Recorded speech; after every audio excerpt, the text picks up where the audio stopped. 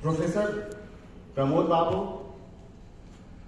किसी भी हिंदी की सभा में आपकी इकलौती उपस्थिति उस सभा को दिव्यता और उस सभा को आभा पहुंचाने के लिए पर्याप्त है। आपकी उपस्थिति से हमें अत्यंत प्रसन्नता हो रही है और इस कार्यक्रम को अत्यंत दिव्यता भी प्राप्त हो रही है। हमारे बीच उपस्थित सरस्वती के अनन्य उपासक प्रोफेसर पाठक सर, डॉक्टर राजेंद्र सिंह जी, हिंदी विभाग के अध्यक्ष अंजनी श्रीवास्तव जी, सामने बैठे सभी सम्मानित आचार्यगण, शिक्षक मित्रों, विद्यार्थियों, शोधार्थियों। अंजनी जी अपने वक्तव्य में बोलते बोलते थोड़े व्यामोह में कुछ ऐसा बोल गए, अब मेरे लिए कुछ बोलना जरूरी है, और तब बोल गए जब प्रोफेसर प्रमोद बाबू यहां बैठे हों और प्रोफेसर पाठक साहब बैठे हुए। भल्लक 11वीं शताब्दी के कवि हुए, व्यंग बहुत बढ़िया लिखते हैं। वो लिखते हैं कि चंदने विषधरान सहा महे वस्तु सुंदर मगुप्ति मत कुतः रक्षितुम वदकिम आत्म गौरवम रक्षिता खदिरः कंठास्त्वया। मैं बड़ी विनम्रता से कहना चाहूंगा कि अंजनी जी एक दूसरी गंगा निकालने की बात कर रहे थे। बोल रहे थे कि दूसरी भी एक गंगा गंगोत्री से जो निकली उसमें भागीरथ को भागीरथ प्रयास करने पड़े थे। खैर, बहरहाल भारतीय ज्ञान परंपरा की जब हम बात करते हैं तो सचमुच में वेद भारतीय ज्ञान परंपरा की गंगोत्री। आर्किमिडीज का सिद्धांत, सापेक्षता का सिद्धांत, थ्योरी ऑफ रिलेटिविटी, फ्राइड का सिक्स थ्योरी, ये ज्ञान परंपरा नहीं। ज्ञान परंपरा वो है जो कुछ अंशों तक प्रोफेसर पाठक सर कह रहे हैं। जीवेम श्रद्धा शतम, निरोग काया के साथ 100 वर्षों तक जीने का ज्ञान, वो भारतीय ज्ञान परंपरा है। वेद शब्द जिसकी बात हम गंगोत्री से निकलने की कर रहे हैं, वेद ज्ञान की गंगोत्री है। वेद धातु से घ प्रत्यय कर जो वेद शब्द निकलता है उसका अर्थ ही होता है एक ऐसा ज्ञान भंडार, एक ऐसी ज्ञान की पूंजी जो मनुष्य के जीवन के हर एक पहलू का नियामक है। वेदों में मनुष्य के जीवन का कोई ऐसा पक्ष नहीं है।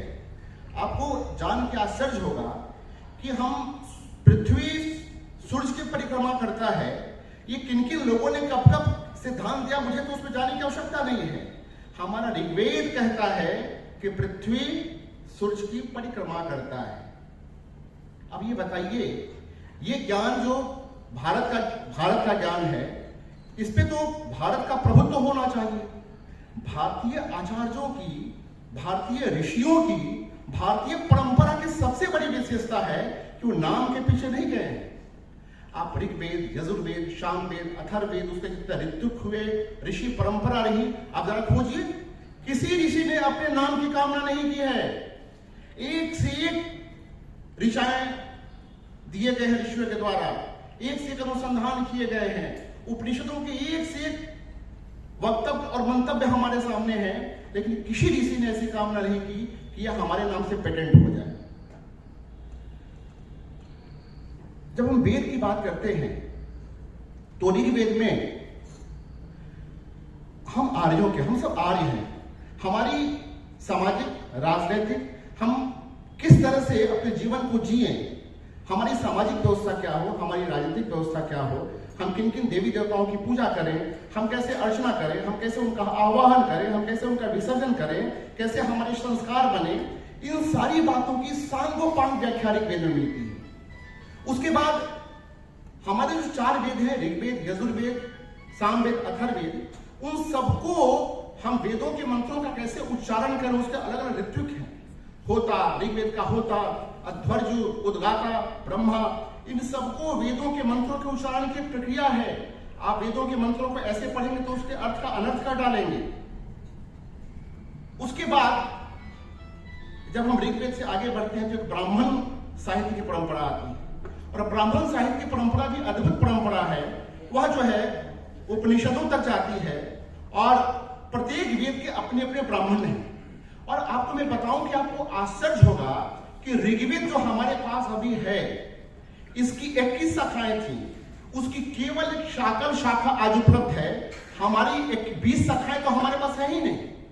हमारी सबसे बड़ी विडंबना यह रही है कि हम अपने ज्ञान की परंपरा को अक्षुण्ण रखने में असफल हुए हैं।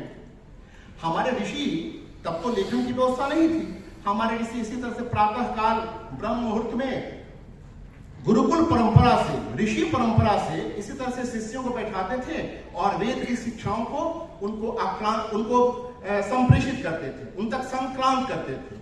और गुरुकुल परंपरा से वो विद्या अभी तक चलती आ रही है। सबसे पहले ऋग्वेद को रिटन फॉर्म में तो मैक्सिमम ने लाया। हमारे पास नाट्यशास्त्र जैसा ग्रंथ था, हम उसको संरक्षित नहीं कर पाए, तो नाट्यशास्त्र हमारे पास 19वीं शताब्दी में आया। पहले कभी हमारे पास नाट्यशास्त्र जैसा अमूल्य ग्रंथ रहा, लेकिन हम उसका संरक्षण कहां कर पाए, हम उसको संभाल नहीं पाए। फिर जब हम ब्राह्मणों की बात करते हैं तो प्रत्येक वेद के अपने अपने ब्राह्मण हैं।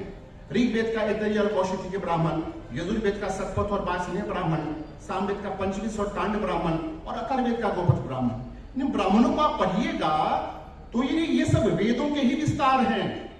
फिर आरण्यक है, फिर उपनिषद है, और उपनिषद में जो आत्म तत्व का विवेचन है, आत्मचिंतन है, अहम ब्रह्मास्मि तत्त्वम असि यत् पिंडे तत् ब्रह्मांडे ओम पूर्णमदः पूर्णमिदं पूर्णात् पूर्णमुदच्यते का जो भाव है, यह हमारी ज्ञान परंपरा है। इसमें किसी का पेटेंट नहीं है, ये परंपरा से, ये जो है सनातन है, ये प्रेजेंट कंटिन्यूअस है, ये प्रेजेंट कंटिन्यूअस है। वो चल रहा है किसी समय से और चलता आ रहा है।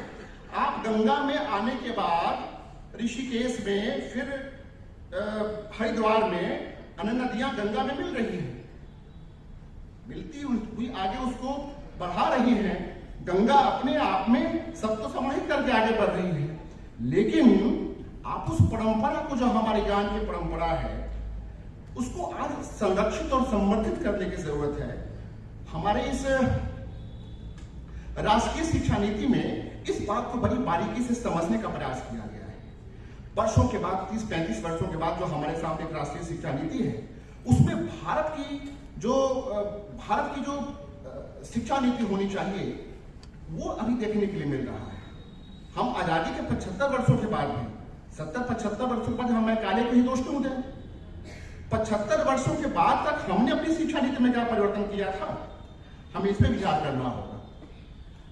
जहां तक हिंदी की बात है, तो मैं ये जरूर कहना चाहूंगा कि हिंदी भाषा आज किसी भी तरह के संकट में नहीं है।